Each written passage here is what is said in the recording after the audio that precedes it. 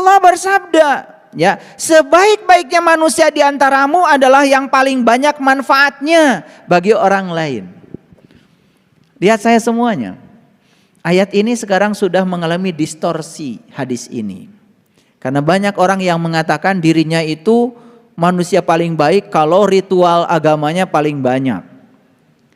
Kalau aktivitas ritualnya paling banyak. Kalau di masjidnya paling sering. Saya tidak anti masjid. Awas, ya jangan salah tafsirkan. Saya tidak anti masjid. Saya senang kalau banyak orang yang pada pergi ke masjid. Makanya saya bikin masjid. Tapi saya lebih senang lagi kalau orang itu di masjid ini menempa diri, menempa kesadaran untuk menjadi manusia yang berguna sebanyak-banyaknya bagi orang lain. Ngerti maksud saya? Jadi jangan kemudian kalau sudah baca Quran, berjujud di masjid, kalian gak ngerti yang dibaca, merasa diri yang terbaik. Itu belum selesai. Tugasmu adalah menangkap pesan-pesan dari kitab suci itu untuk diimplementasikan dalam hidup agar kau menjadi manusia yang berguna, memberi manfaat sebanyak-banyaknya bagi orang lain. Nih kalau lagi ngaji kayak gini, gak soleh, kalian itu gak soleh. Menjadi soleh kalau hasil ngaji ini diimplementasikan dalam hidup dan bermanfaat bagi orang lain. Habis ngaji dengan saya, cinta kasihmu lebih banyak. Habis ngaji dengan saya, pedulimu pada orang lain lebih besar. Habis ngaji dengan saya, belajar sayanya lebih semangat lagi. Ingin menciptakan sesuatu yang berguna bagi orang lain. Itu keren. Nah banyak yang berhenti di ritual saja. Makanya ada orang yang usil. Kamu ini kerjanya ngurusi dunia aja sih. Dikira dia kalau sudah di masjid terus ngurusi akhirat. Itu yang keliru. Tugas kita datang ke dunia ini ngurusi dunia.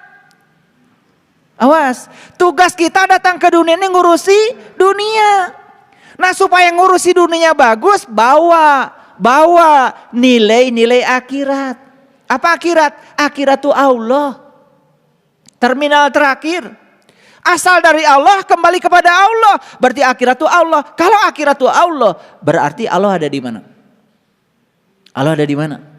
Kan Allah bilang, aku bersamamu, lebih dekat kepadamu daripada urat nadi lehermu. Allah tuh bersamamu. Saat kau menjalankan tugas-tugas dunia ini, jangan lupa nilai-nilai ketuhanan pada dirimu. Jangan bohong, jangan mencuri, jangan menipu. Kan gitu. Itu insya Allah selamat akhiratnya.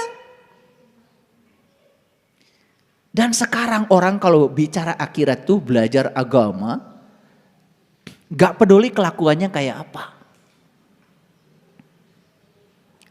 Ngerti maksud saya? Yang penting sudah belajar agama, gak peduli kelakuannya kayak apa. Dan dikiranya dia sedang membangun akhirat. Ini ada gak laptop ini kalau gak ada orang yang mencipta? Ada gak infocus ini kalau gak ada yang mencipta? Ada gak lampu ini kalau tidak ada orang mencipta? Gak ada. Saya mau nanya, soleh gak yang bikin laptop? Soleh gak yang bikin kamera? Soleh gak yang bikin infocus? Soleh gak yang bikin mobil? Soleh gak yang bikin sepeda motor? Bermanfaat gak buat orang banyak? Luar biasa. Soleh gak yang bikin pompa air? Hah? Tuh itu soleh tuh begitu. Soleh itu bukan pintar ngaji. Soleh itu kamu bermanfaat bagi orang banyak. Itu kata Rasul. Ini kata Rasul bukan kata saya. Sebaik-baiknya manusia di antara kamu adalah yang paling banyak manfaatnya bagi orang lain. Bagaimana Pak kalau saya bisa ngaji? Bagus. Tapi kalau kamu bisa ngaji cuma Arabnya saja dan berarti di situ belum soleh. Ini orang tua kadang-kadang paradigmanya salah. Anak dikirim ke pesantren untuk belajar bisa ngaji. Dikiranya itu soleh. Belum. Sekolahkan di sekolah yang bisa menempa dua-duanya. Ngerti maksud saya? mengembangkan potensi dirinya, mengembangkan potensi spiritualnya, potensi emosinya, itu keren. Cari sekolah yang kayak gitu. Baik, kita lihat ayat selanjutnya. Ini ada Quran surat Al-Baqarah ayat 177. Saya bacakan perlahan. Tolong didengarkan.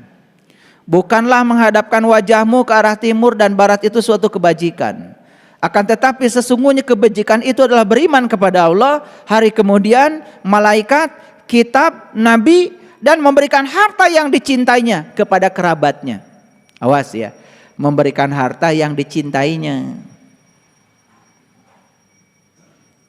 Kalian ngasih hadiah lebaran, karena kalian dikasih hadiah lebaran sama orang lain. Kebetulan kalian gak suka.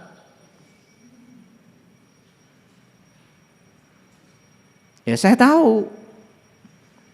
Nih kalian nih kayaknya dapat hadiah lebaran. Cuman gak suka. Dibawa ke rumah saya buat ayah guru. Gak apa-apa, segitu juga udah bagus. Tetapi yang paling tahu diri kalian kan kalian sendiri. Masa ngasih ke orang sesuatu yang kalian sendiri gak suka? Hati-hati tuh pemberian yang kayak gitu. Makanya di Quran dikatakan berikanlah harta yang dicintainya kepada kerabatnya. Jadi kalau mau ngasih sesuatu sama orang lain tuh yang kalian paling suka. Bukan yang paling tidak kalian suka. Pariogi sendal tak? Pariogi. Abdi meser kamari teu kaanggop. Tolol pisan.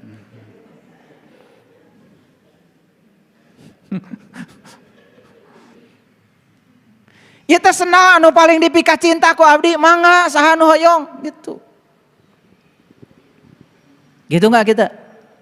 Wah, jauh dari manusia unggul. Bagaimana mau unggul? Ngasih saja masih modelnya kayak gitu. Buang sampah dibalut dengan kain kehormatan. Pura-pura jadi dermawan. Kalau mau ngasih makan ke tetangga, niatkan dari awal. Lihat saya. Masak yang banyak, niatkan dari awal mau ngasih. Apa niatmu? Kalian masak banyak karena ingin kenyang. Tamak. Begitu makan satu piring sudah kenyang. Bikin weh. Geus seubeuh kakara, bikin kabatur. Walaupun kejadian itu terjadi, tapi kamu tidak memberi yang kamu cintai. Tidak unggul. Ini saya terpaksa harus ngomong begini. Kadang-kadang kalau nggak dijelaskan nggak ngerti-ngerti. Dan di ayat ini yang warna merah itu saya tulis. Dan orang-orang yang menepati janjinya apabila ia berjanji. Ini syarat jadi manusia unggul. Diabadikan dalam Quran surat Al-Baqarah ayat 177 bahwa untuk menjadi manusia unggul itu orang-orang yang menepati janjinya apabila dia itu berjanji. Dan di ayat selanjutnya mereka itulah orang-orang yang bertakwa lagi. Lagi-lagi takwa dikaitkan dengan janji. Jadi sangat masuk akal ya kalau kujang dikaitkan dengan maung. Paham ya? Oke, baik kita lanjutkan. Waktu kita terbatas, ya. Oke. Jadi saya harus bicara ini dulu, Quran surat Al-Hijr ayat 29. Surat ke-15 ayat 29. Maka ketika aku telah menyempurnakan penciptaannya, makanya saya bilang, secara fisik proses evolusi fisik sudah selesai menjadi tubuh manusia. Oke? Aku tiupkan ruhku. Tolong pahami ayat ini. Jadi di dalam diri kita tuh ada apa? Ada ruhku. Ada ruhku. Aduh, saya kalau baca ayat ini pengen nangis. Kenapa? Kalau manusia tidak unggul itu keterlaluan. Di dalam diri mereka tuh ada ruhku. Bagian dari dirinya Tuhan. Tuhan itu sendiri. Aduh. Kumaha ya teh. Makanya saya ludeng ya. Walaupun orang kampung. Saya belajar matematika, saya belajar matematika. Saya belajar fisika, saya belajar fisika. Orang lain belajar aljabar linear, katanya sulit untuk memecahkan masalah-masalah komputasi. Saya belajar aljabar linear, bisa. Saya cuma satu aja. Allah ada pada diri mereka, ada pada diri saya. Lamun marehnana bisa, orang kudu bisa. Gitu aja modal saya. Saya tidak merasa orang kampung dan saya tidak mesti jadi orang kampungan. Apapun saya pelajari. Itu aja. Kukuh karena janji.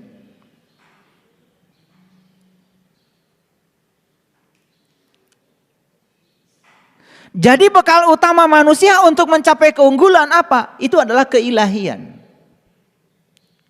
Jadi bekal utama manusia untuk mencapai keunggulan adalah keilahian. Sifat-sifat Allah yang ditiupkan dalam ruhku itu ada bersama kita. Jadi saya heran, banyak orang yang mengatakan abdi mah teu tiasa. Abdi mah tidak layak. Gak mungkin saya mencapai itu. Itu adalah sikap-sikap yang dimiliki oleh kita yang harus dihancurkan. Karena sikap-sikap itu menjadi penghalang untuk menjadi manusia unggul. Jadi ulangi lagi. Bekal utama manusia untuk menjadi unggul apa? Keilahian. Makanya manusia yang sudah bisa menjelmakan keilahian dalam dirinya disebut memiliki nilai kemanusiaan. Jadi sebenarnya keilahian dengan kemanusiaan itu sebenarnya simetri. Jadi siapa manusia yang sudah memiliki nilai kemanusiaan adalah manusia yang sudah menerjemahkan nilai-nilai keilahian dalam dirinya. Aduh.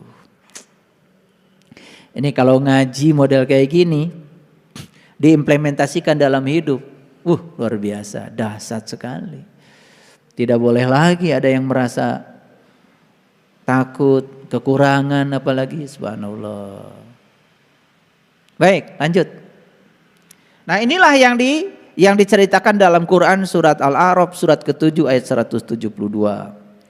Di sini ada kata-kata, bukankah aku ini Tuhanmu? Mereka menjawab, betul kami menjadi saksi. Ayo lihat saya semuanya. Kapan pertanyaan ini diucapkan Allah? Bukankah aku ini Tuhanmu? Dan kapan kita mengatakan, betul kami menjadi saksi? Kapan itu diucapkan oleh Allah? Di mana? Di mana? Oke. Selalu saja momennya satu dan saat kita di dalam rahim. Betul itu? Betul. Tetapi yang lebih betul lagi, kata-kata bukankah aku ini Tuhanmu itu terjadi setiap saat. Dan kita mengatakan qalu bala syahidna, ya aku menyaksikan. Begitu lihat pohon, Allah sedang bicara. Bukankah ini Tuhanmu? Qalu bala syahidna. Tidak ada satu lembar daun pun yang jadi tanpa kehadiranmu ya Allah. Dan Engkau hadir di sana. Aku menyaksikannya. Begitu kita lihat matahari, matahari berkata, bukankah aku ini Tuhanmu? Qalu bala syahidna. Tidak ada matahari tanpa kehadiranmu. Tidak ada daya dan sinarnya tanpa kehadiranmu.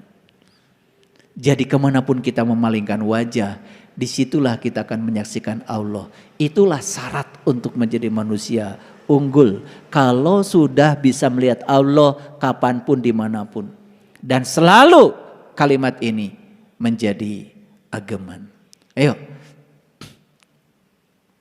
Begitu lihat anak kita. Bukankah aku ini Tuhan? Qalu bala syahidna. Begitu lihat cucu kita. Bukankah ini Tuhanmu? Qalu bala syahidna. Kita melihat Tuhan di mana-mana.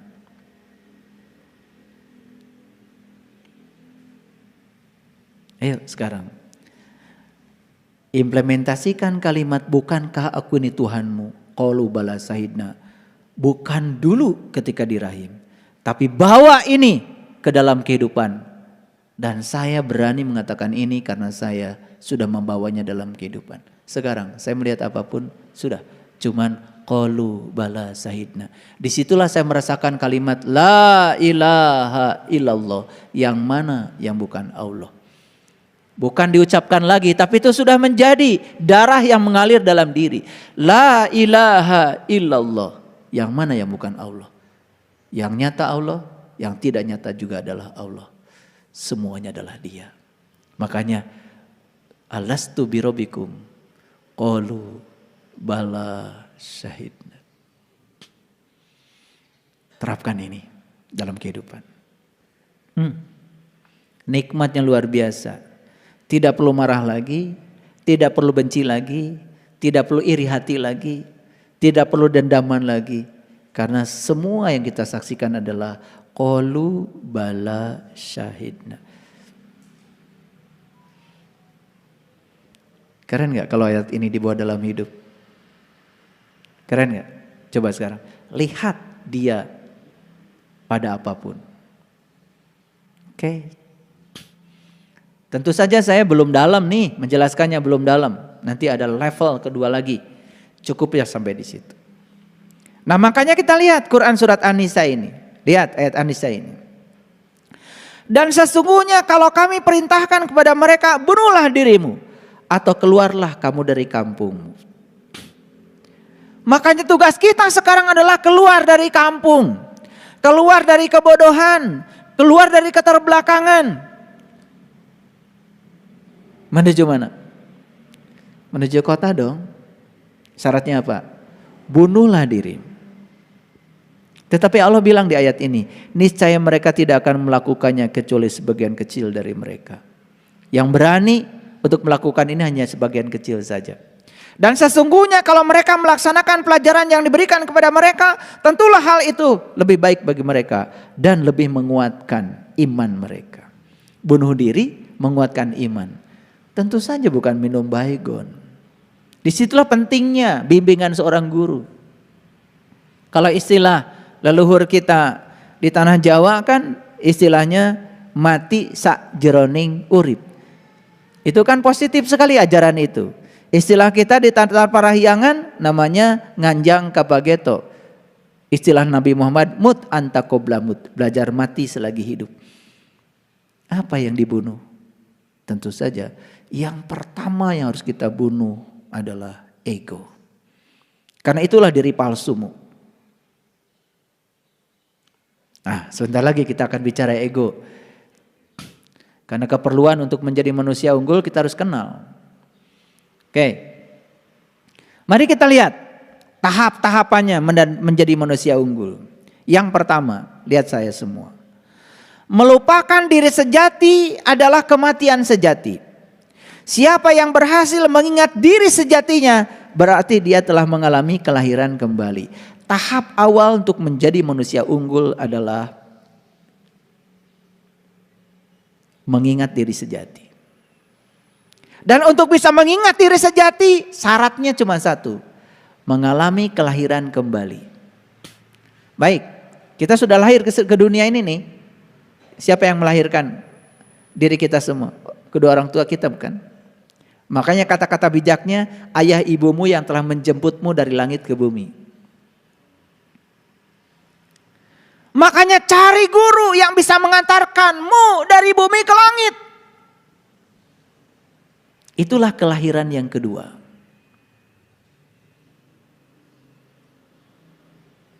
Paham? Begitu mengalami kelahiran kembali, tahu jati diri, ini adalah modal dasar yang paling utama untuk menjadi manusia unggul. Oke, baik kita lihat.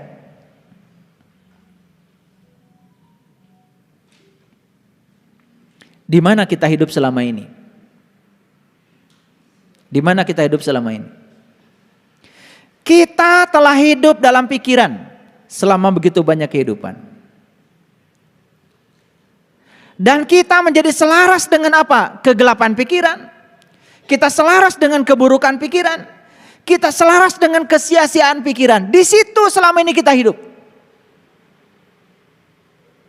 Jujur, kita selama ini hidup tidak dalam kesadaran. Kita hidup dalam pikiran. Apa bedanya pikiran dengan kesadaran? Jelas, pikiran itu adalah pelayan yang baik, tetapi pikiran adalah majikan yang paling buruk. Kalau kita serahkan kehidupan pada pikiran, maka kita akan dibawa oleh pikiran semaunya pikiran. Dan ketika kita serahkan pada pikiran, maka kita tidak berdaya dengan kesadaran. Harusnya hidup itu dengan kesadaran. Di mana kesadaran? Kesadaran itu sering disebut dengan pikiran atas sadar. Makanya pikiran ada 3. Ada pikiran sadar, pikiran bawah sadar, ada pikiran atas sadar. Nah, pikiran atas sadar itu yang disebut dengan kesadaran. Itu yang disebut dengan kecerdasan spiritual. Makanya orang yang sudah mencapai kecerdasan spiritual, nah itu sudah mulai bibit menjadi manusia unggul. Makanya lihat, hampir semua orang-orang yang unggul di semesta ini adalah orang-orang yang kuat spiritualnya. Jangan dikira loh, Einstein itu bukan sekedar fisikawan, tapi beliau adalah spiritualis. Dan kalau membaca karya-karya Einstein, luar biasa kesimetrian antara sains dengan spiritual. Nikola Tesla yang membuat mobil listrik yang sekarang kemudian akan dipakai untuk merek mobil listrik. Tesla. Itu nama dari Nikola Tesla, fisikawan sekaligus juga seorang spiritualis. Kata-kata yang paling terkenal dari beliau apa? Pandanglah semesta ini dari sisi energi, frekuensi dan vibrasi, maka kamu akan mengetahui rahasianya. Keren sekali. Dan sekarang semua orang belajar meditasi, pemberdayaan diri, akhirnya apa? Memberdayakan energi. Kenapa Anda sakit? Kurang energi. Kenapa Anda bahagia? Karena Anda punya saldo energi. Sekarang sakit dan bahagia pun sudah pakai energi bahasanya. Ya. Kenapa Anda kusam? Kurang energi. Kenapa senyum Anda tidak simetris? Kurang energi. Kenapa wajah Anda menakutkan? Kurang energi. Dan yang kurang energi jelas harus ditransfer energi kalau mau. Jadi energi itu bisa ditransfer, bisa dipindahkan. Makanya begitu kita bersama dengan orang-orang yang besar energi positifnya, coba rasakan, kita kebagian itu sharing energinya. Tapi begitu kita bersama dengan orang-orang yang bawah kesadarannya, negatif energi positifnya, apa yang terjadi? Ke bawah. Makanya ada kata-kata bijak. Mendengarkan orang jahat dan menemuinya, itu sudah awal kejahatan. Walaupun baru mendengarkan. Jadi menemui orang jahat dan mendengarkannya, itu sudah awal kejahatan. Walaupun Anda mungkin saja baru menemui dan mendengarkannya. Itu sudah awal kejahatan. Karena energinya akan di-share ke kita, akan di-share. Tidak terasa itu. Jadi, manusia banyak yang tidak sadar kalau selama ini dia tinggal dalam pikiran. Dan selama tinggal dalam pikiran, dia selaras dengan kegelapan pikiran, selaras dengan keburukan pikiran, selaras dengan kesia-siaan pikiran. Akibatnya apa? Pikiran menjadi raja. Itulah yang disebut dengan rahwana. Si dasamuka. Betul enggak? Makanya rahwana mencuri siapa? Dewi Sinta. Siapa yang kehilangan? Yang kehilangan adalah Raja Rama. Siapa Raja Rama? Ya Anda. Siapa Dewi Sinta? Dewi Sinta itu adalah kesadaran Anda. Kemana kesadaran Anda selama ini? Dicuri sama Rahwana. Penguasa negeri Alengka. Alengka itu artinya pikiran. Makanya Anda dikuasai oleh pikiran Anda. Lihat orang yang dikuasai pikirannya. Seperti apa? Pikiran itu cuma dua sifatnya. Kalau enggak loncat ke masa lalu, loncat ke masa depan. Betul nggak? Lihat tuh orang di jalan. Salib dari kiri, salib dari kanan. Reka mana si eta? Iya. Coba. Iya. Kalian suka begitu. Reka mana? Karena apa? Terus aja ditarik ke masa depan. Hayang buru-buru nyampe. Hayang buru-buru angges. Pengen cepat selesai, pengen cepat sampai, itulah pikiran. Pengen cepat banyak duitnya, pengen cepat banyak hartanya, itulah pikiran. Saking ditarik ke pikiran masa depan sampai kita tidak bisa merasakan hidup saat ini di sini sekarang. Dan kita kehilangan momen kehidupan yang sebenarnya.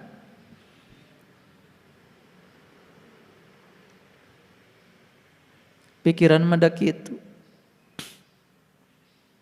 Berak teh segala aya.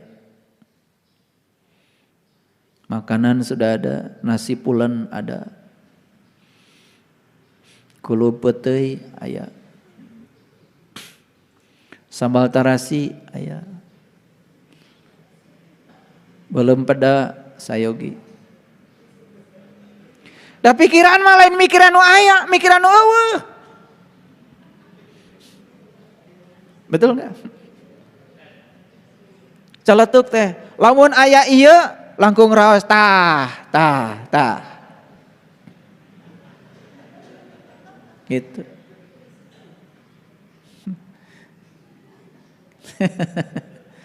Rek iraha jadi manusia unggul.